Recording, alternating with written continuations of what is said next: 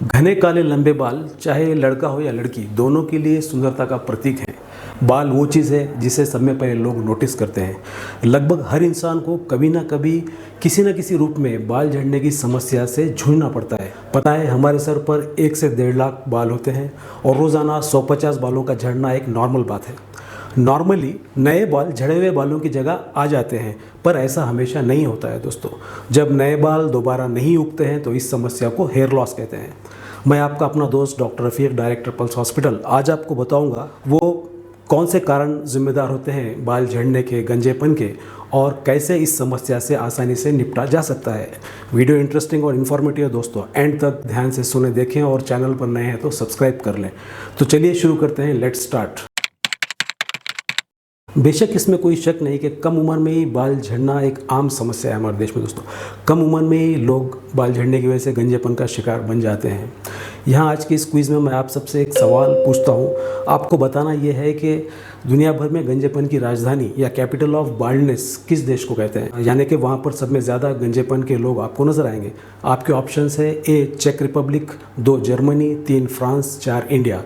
Answer ज़रूर comment box में देना, मुझे इंतज़ार रहेगा और मैं भी इसका रिप्लाई करूंगा। तो दोस्तों, बाल झड़ने के ऐसे कई कारण हैं, लेकिन सब में बड़ा पहला कारण है हमारी खराब जीवन शैली या खराब लाइफस्टाइल। स्टडीज से ये बात साबित है कि जो लोग ज़्यादा junk food, processed food, readymade food या जिनका खान पान काफ़ी ख़राब है, या वो लोग जो तान तनाव, टेंशन में रहते हैं, या वो लोग जो एक्सरसाइज नहीं करते हैं, नींद सही नहीं लेते हैं, जिनका वज़न ज़्यादा है, उनमें कम उम्र में ही बाल झड़ने की समस्या काफ़ी देखी गई है। तो हमारा लाइफस्टाइल, खासकर ख़राब लाइफस्टाइल, काफ़ी मायने करता है जहाँ तक बाल झड़ने की समस्या का प्रॉब्लम है दोस्तों। दूसरा कारण है दोस्तों जेनेटिक या आनुवंशिक। अगर आपके माँ बाप कम उम्र में ही बाल झड़ने और गंजेपन की समस्या से परेशान हो तो हाई चांसेस होते हैं कि औलाद में भी ये समस्या कम उम्र में ही आ जाए। तो इसका मतलब है हमारे जीन्स या हमारा जेनेटिक मेकअप ये काफ़ी इन्फ्लुएंस करता है बाल कब झड़ेंगे इस टाइम को लेकर। इसके बाद में तीसरा कारण है दोस्तों कुछ हार्मोन्स में बदलाव। हार्मोन्स ये काफ़ी इन्फ्लुएंस करते हैं हमारे बालों की ग्रोथ एंड डेवलपमेंट पर। कुछ ऐसी सिचुएशंस जिनमें हार्मोन्स का तेज़ी से बदलाव होता है हमारे बॉडी में, जैसे कि प्रेगनेंसी में, डिलीवरी के बाद में, या माहवारी बंद होने के बाद में, मेनोपॉज की स्टेट में, या हाइपोथायराइडिज्म की बीमारी में, तो ये काफ़ी असर डालती है दोस्तों बालों की डेवलपमेंट में, और इन सिचुएशंस में हेयर लॉस काफ़ी देखा जाता है। तो इसके बाद में चौथा कारण है दोस्तों बाल झड़ने का, वो कुछ बीमारियाँ ऑलरेडी जो आपके बॉडी में मौजूद हैं, जैसे कि टीनिया स्काल्प का इन्फेक्शन जो कि एक फंगल इन्फेक्शन है, एलोपेशिया एरियाटा जो कि हमारे प्रतिकार शक्ति की बीमारी है, जिसमें हमारे खुद के एंटीबॉडीज़ हमारे हेयर फॉलिकल्स को डैमेज करते हैं और हेयर लॉस करते हैं। उसी तरह से डायबिटीज़, हाई ब्लड प्रेशर, इनमें भी हेयर लॉस की समस्या देखी जाती है इन बीमारियों में।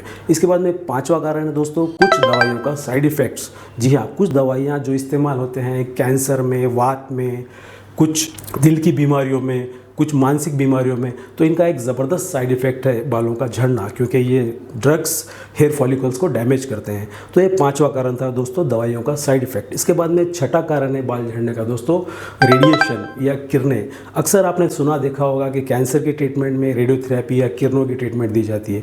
तो ये किरणें या रेज हेयर फॉलिकल्स को डैमेज करते हैं और ये बाल झड़ने का एक स्ट्रॉन्ग कारण बन जाते हैं। इसके बाद में सातवां कारण है दोस्तों, स्टडीज से भी ये बात साबित है कि कुछ विटामिन जैसे कि विटामिन ए, बी, सी और विटामिन डी, ई और कुछ मिनरल्स जैसे कि आयरन, सेलेनियम, ये काफ़ी ज़रूरी होते हैं दोस्तों हमारे growth and development of hairs के लिए। तो जब इन विटामिन्स की कमी हमारे बॉडी में हो जाती है तो सही तरीके से बालों की डेवलपमेंट नहीं हो पाती है और बाल झड़ने शुरू हो जाते हैं। तो ये सातवां कारण था दोस्तों। आठवां कारण इसके बाद का है दोस्तों कुछ ब्यूटी पार्लर में बालों पर किए जाने वाले ट्रीटमेंट को लेकर। ब्यूटी पार्लर का आजकल दौर है, अक्सर लोग वहाँ जाते हैं, तो वहाँ पर की जाने वाली बालों पर कुछ ट्रीटमेंट्स जैसे कि हीटेड कोम, ब्लीचिंग और कलरिंग, ये देखा गया है कि इनकी वजह से बालों को नुकसान होता है और बाल झड़ने लगते हैं। तो दोस्तों ये हमने देखे 8 ऐसे सॉलिड कारण बाल झड़ने के। तो अब चलिए जल्दी से देखते हैं वो कौन से उपाय हैं, वो कौन से नुस्खे हैं जिन्हें अपनाकर आप इस हेयर लॉस की समस्या से छुटकारा पा सकते हैं। इसमें सब में पहले 1 नंबर पर आता है अपनी जीवन शैली या लाइफस्टाइल में सुधार। साइंटिफिकली ये बात साबित है कि अच्छी लाइफस्टाइल अपनाने से हेयर लॉस की समस्या काफ़ी कम होती है। आपने अपने खान पान पर ध्यान देना चाहिए। जंक फूड, प्रोसेस्ड फूड कम से कम हो, उसमें प्रोटीन्स, फ्रूट्स, ड्राई फ्रूट्स की मात्रा ज़्यादा से ज़्यादा हो, पानी आपने भरपूर लेना है और साथ में अपनी नींद अच्छी 7-8 घंटे की दर्जेदार लेना है। रोज़ाना एक्सरसाइज करें और अपने वेट को कम से कम यानी कि एवरेज मेंटेन करें। तो दोस्तों, अच्छी लाइफस्टाइल को जब आप मेंटेन करेंगे तो आपके हेयर्स भी अच्छे रहेंगे। इसके बाद में दूसरा उपाय है दोस्तों, कुछ घरेलू नुस्खे या होम रेमेडीज़। इसमें एक नंबर पर आता है बालों को धोना। जी हाँ, रेगुलरली जब आप अपने बालों को वॉश करोगे तो सर में क्लीनलीनेस रहेगा, डैंड्रफ नहीं रहेगी, बाल शाइन करेंगे और स्ट्रॉन्ग रहेंगे, सेफ रहेंगे, अच्छे रहेंगे। तो रोज़ाना आपने हल्की शैम्पू से अपने बालों को धोना चाहिए। दूसरा घरेलू टिप है दोस्तों, सर के मसाज को लेकर। जब आप सर के बालों को हल्के से मसाज करोगे कोकोनट ऑयल से वगैरह, तो सर के बालों का ब्लड सर्कुलेशन स्ट्रांग होगा, बढ़ेगा, जिसके चलते आपके हेयर फॉलिकल्स स्ट्रांग होंगे और हेयर्स अच्छे से डेवलप होंगे। तो रोज़ाना सोने से पहले आधा घंटा कम से कम अपने सर के बालों का मसाज करना चाहिए, अगर आप अच्छे ग्रोथ वाले अच्छे हेयर्स चाहते हैं तो। इसके बाद में तीसरा उपाय है दोस्तों, एलोवेरा के रस को लेकर। जी हाँ, एलोवेरा यानी जिसे ग्वार फाटा भी कहते हैं, उसके जूस को निकाल कर सर पर मसाज करें और उसे आधा 1 घंटा उसी तरह से रखने दें। इसमें काफ़ी मात्रा में vitamin A, C, E, folic acid और B12 होते हैं, जो कि बालों के हेल्थ के लिए काफ़ी अच्छा होता है। उसी तरह से बीटरूट या चुकंदर का रस, इसमें रेटिनॉइड्स बहुत ज़्यादा होते हैं दोस्तों, जो कि हेयर फॉलिकल्स को स्ट्रॉन्ग करते हैं। तो आप इसके रस को मेहंदी में मिला लेकर अपने सर पर लगाकर मसाज कर सकते हैं। ये भी काफ़ी इफ़ेक्टिव रेमेडी हेयर लॉस के लिए देखी गई है। बाद में नंबर आता है मेथी के बीज का। मेथी के बीज को आप पीस कर उसका पाउडर कर लें, उसका पेस्ट कर लें और उसे सर पे अप्लाई करें। प्रोटीन्स इसमें बहुत ज़्यादा होते हैं, जिससे हेयर की रिपेयरिंग, ग्रोथ अच्छी होगी। उसी तरह से कुछ लोग मेथी को ऑयल में सोक करके उसे 2-3 दिन रखते हैं और बाद में वो ऑयल को यूज़ करते हैं। तो ये भी काफ़ी इफ़ेक्टिव रेमेडी देखी गई है दोस्तों। उसी तरह से प्याज का रस, सल्फ़र बहुत ज़्यादा होता है इसमें। एनिमल स्टडीज़ से बात साबित है कि जो रोज़ रेगुलरली बालों पर ये लगाने से हेयर्स काफ़ी स्ट्रॉन्ग और मजबूत होते हैं। नींबू का रस, जिसमें विटामिन सी, सिट्रिक एसिड और जिंक, सेलेनियम वगैरह होता है, फ्लेवोनॉइड्स भी होते हैं, ये भी काफ़ी इफ़ेक्टिव है। ये हेयर फॉलिकल्स के पोर्स को ओपन रखता है, उन्हें बंद नहीं होने देता, जिसकी वजह से फंगल इन्फेक्शंस वगैरह नहीं होते हैं। आखिरी में अमला सब लोग जानते हैं, बहुत अच्छा होता है हेयर्स के लिए। इसे आप इसका जूस ले सकते हैं, कच्चा ले सकते हैं और इसका ड्राई पाउडर पेस्ट करके उसे सर पे लगा सकते हैं। ये एक पावरफुल एंटीऑक्सीडेंट है दोस्तों, इसमें काफ़ी विटामिन्स और मिनरल्स होते हैं। तो ये हमने देखे दोस्तों होम रेमेडीज़ या घरेलू उपाय। अब इसके बाद में 3rd नंबर की टिप है दोस्तों, ये सिगरेट और शराब को लेकर। सिगरेट और शराब काफ़ी नेगेटिव इन्फ्लुएंस करते हैं आपके बालों पर।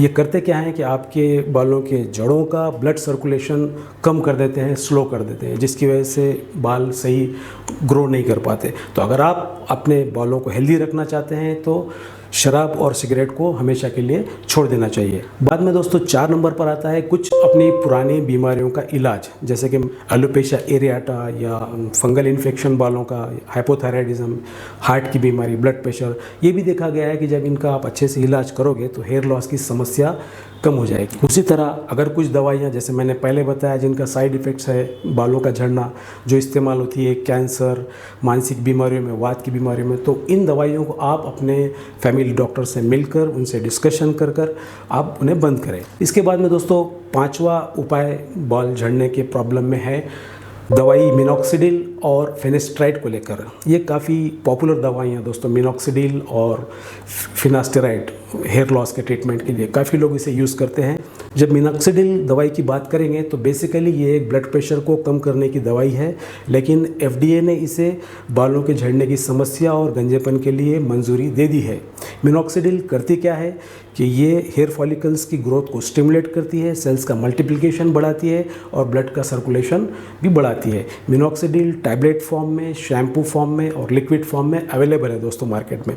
जब बात करेंगे फिनास्ट्राइड ड्रग की तो ये सीधे सीधे हमारे टेस्टोस्टेरोन मेल हार्मोन को बढ़ा देता है, और सब जानते हैं टेस्टोस्टेरोन बढ़ने की वजह से शरीर पे बाल आते हैं, उसी तरह से बालों की ग्रोथ होती है। जो फिनास्ट्राइड ड्रग है ये सिर्फ टैबलेट फॉर्म में अवेलेबल है। मैं ये बता दूं कि ये दोनों मिनॉक्सिडिल और फिनास्ट्राइड आपने अपने स्किन के स्पेशलिस्ट या अपने जनरल फिजिशियन से कंसल्ट करके ही लेना है, डायरेक्ट ओवर द काउंटर नहीं लेना है। इसके बाद में छठा उपाय हेयर लॉस के ट्रीटमेंट है दोस्तों, वो हेयर ट्रांसप्लांट को लेकर है। ये जनरली कॉस्मेटिक सर्जन या डर्मेटोलॉजिस्ट करते हैं। इसमें करते क्या है कि पीछे से कुछ हेल्दी बाल को निकाल कर उस जगह पर इम्प्लांट करते हैं जहाँ पर बाल झड़ चुके हैं या जो गंजापन की जगह होती है। थोड़ी सी ओपीडी प्रोसीजर है, इसमें थोड़ा सा रिस्क रहता है हल्की ब्लीडिंग का, इन्फेक्शन का, या कभी कभी फर्स्ट सेटिंग में ये फेल जाता है तो बाद में 2-3 बार इसको रिपीट करना पड़ता है। तो ये था दोस्तों हेयर ट्रांसप्लांटेशन।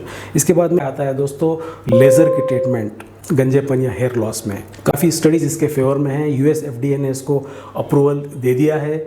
लेज़र में मौजूद फोटॉन्स जब स्काल्प पर पड़ते हैं, जब हेयर फॉलिकल्स के रूट्स पर जब पड़ते हैं तो वहाँ पर ये उसकी ग्रोथ को स्टिमुलेट करते हैं।